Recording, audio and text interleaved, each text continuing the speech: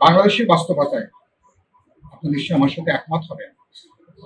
গত সংসদে যেখানে প্রায় 70% পার্লামেন্ট মেম্বাররা ছিল ব্যবসায়ী, বিত্তবানরা, ধনী এবং অনেকে কালো টাকার মালিক, এই ধারা যদি বন্ধ করা না যায় এবং নির্বাচনে কালো টাকা, অবৈধ অর্থ, বিত্তবানরা এবং নানা মাফিয়া গোষ্ঠী, নানা দলের ছদ্মাবরণে তারা যদি ঢুকে পড়ে এবং তারা যদি কোনো না কোনোভাবে যদি এভাবে একটা টাকার খেলা যদি নির্বাচনকে পর্যবেসিত করেন, তাহলে আশঙ্কা আছে আগামী জাতীয় সংসদও কিন্তু এক ধরনের বিত্তবান এবং টাকাওয়ালা এবং কালো টাকার মালিকদের কিন্তু ক্লাবে পর্যবেসিত হওয়া হবে।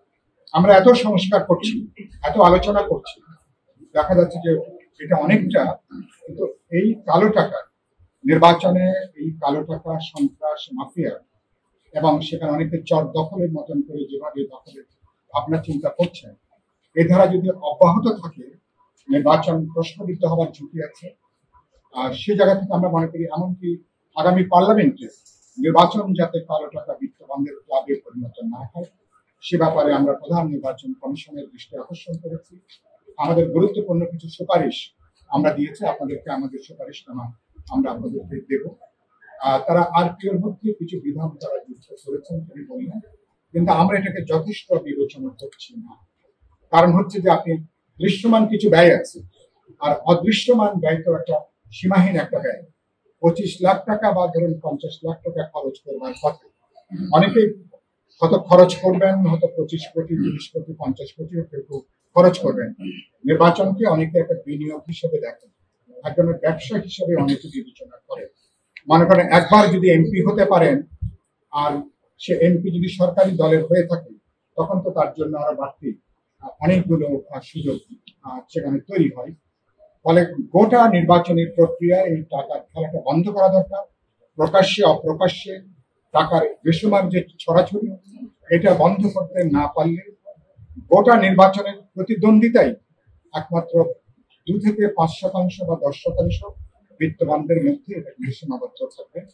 এটা আমরা বিশেষভাবে মনোযোগ আমরা আকর্ষণ করেছি।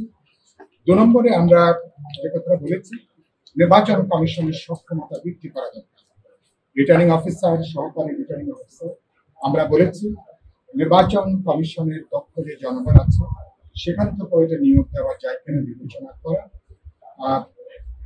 জনপ্রশাসন ক্যাডারের পাশাপাশি অন্যান্য ক্যাডারের দক্ষ অভিজ্ঞ যেসব কর্মকর্তারা আছেন সেখান থেকেও রিটার্নিং অফিসার, সহকারী রিটার্নিং অফিসার নিয়োগ দেওয়া যায় কিনা, এগুলোকে সক্রিয়ভাবে এটাকে বিবেচনার মধ্যে আনা। 3 নম্বর আমরা যেটা বলেছি, আমরা দেখেছি যে পোলিং এজেন্ট সংগ্রহ করবার জন্য নানা ধরনের প্রতিষ্ঠান, নানা ব্যাংক, নানা জায়গায় নির্বাচন কমিশন এক ধরনের ধর্ণা দেওয়া হচ্ছে। আমরা খুব পরিষ্কার করে বলতে চাই, এটা প্রিজাইডিং অফিসার বলি, সহকারী প্রিজাইডিং অফিসার বলি, অথবা বিপুল সংখ্যক যে পোলিং অফিসার, আর যেসব প্রতিষ্ঠানের ব্যাপারে কোনো বিতর্ক নেই, কোনো প্রশ্ন নেই, যারা নানাভাবে যাদের ব্যাপারে কোনো সমালোচনা নেই, তুলনামূলকভাবে যাদের একটা নিরপেক্ষতা আছে, পেশাদারিত্ব আছে, এরকম প্রতিষ্ঠান বা সংস্থাগুলোর কাছ থেকে আমরা মনে করি পোলিং অফিসার সেখানে নিয়োগ দেওয়া দরকার।